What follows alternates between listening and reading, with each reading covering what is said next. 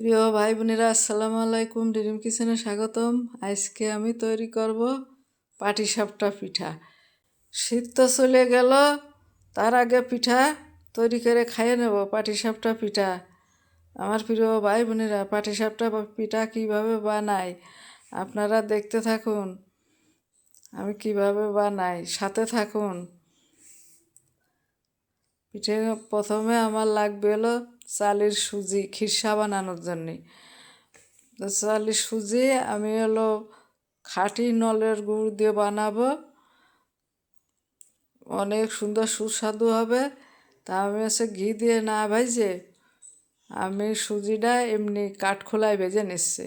ভেজে নিয়ে সুজিটা ভাজা হয়ে গেলে আমি দুধটা ঘন করে জাল দেওয়া ছিল, ওই দুধটা এর ভিতরে দিয়ে দেবো। দিয়ে তারপরে আমি গুড় দিয়ে দেবো, 3টে ইলাচ ফল দিয়ে দিলাম, ফ্লেভারটা যাতে ভালো আসে। ইলাচ ফল একটু ফাটিয়ে নিয়ে দিয়ে দিছি, আর লবণ দিয়ে দিলাম স্বাদ মতো। দিয়ে এখন আমি একটু নেড়ে চেড়ে গুড়টা দিয়ে দেবো। গুড় খাঁটি খেজুরের গুড়, নলেন গুড় দিয়ে আমি খিসা রান্না করব। অনেক সুন্দর সেন্ট বেরোইছে। এই খিসা রান্না করার সময় খুব সেন্ট বেরোইছে, খুব একটা ঘ্রাণ বেরোইছে, এত সুন্দর ঘ্রাণ। এই নলের গুড় দিয়ে আমি খিসাটা বানিয়ে নিচ্ছি, আর অনেক করে দুধ দিছি, খাইতে খুব সুস্বাদু হবে। আর এইভাবে নাড়তে হবে ভালো করে, আস্তে আস্তে জাল দিয়ে ভালো করে নেড়ে নিলি তলেতে ধরবে না। আর খিসাটা খুব সুন্দর হবে, খিসাটা হবে খুব আটা আটা আটা হবে। খিসাটা আমার হয়ে এসেছে, এখন আটা আটা হয়ে গেছে। আর একটু জাল হবে, ভালো করে ভালো করে জাল দিলি, ভালো করে ঘন করে না ই করলে তো ঘন হয়ে গেছে। এখন আমার আটা হয়ে গেছে, এখন আমি এই খিসাটা নামিয়ে নেব। নামিয়ে নিয়ে একটা প্লেটে ঢেলে দেবো জুড়লি। এই যে আমার প্লেটে ঢালা হয়ে গেছে জুড়লি, এইটা তারপরে আমি পাটিসাপটার বেটার বানিয়ে নেব। ওদিক খিসাটা ঠান্ডা হতে থাক, আর এদিকে আমি পাটিসাপটার বেটারটা বানিয়ে নেব।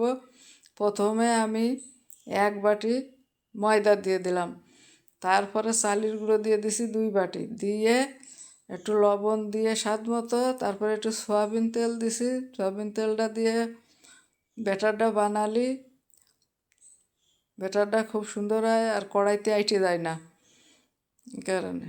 এখন ভালো করে আমি ব্যাটারটা তৈরি করে নিয়েছি, একদম খুব সুন্দর নরম করে, বেশি পাতলাও না বেশি গাঢ়ও না। এখন কড়াইতে গরম হয়ে গেছে, একটু তেল দিয়ে দিলাম, কলার ডাইগো দিয়ে দিয়ে আমি এইভাবে দিয়ে আমি পিঠেগুলো সব এক এক করে বানিয়ে নেব।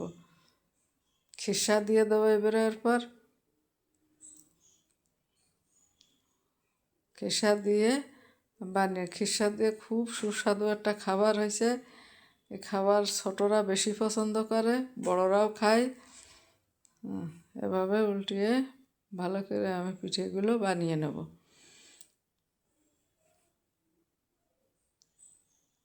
অনেক সুন্দর সুস্বাদু একটা পিঠা, আপনারা বাসায় বানিয়ে এভাবে খেয়ে দেখবেন, অনেক মজা। সব পিঠেগুলো আমার রেডি।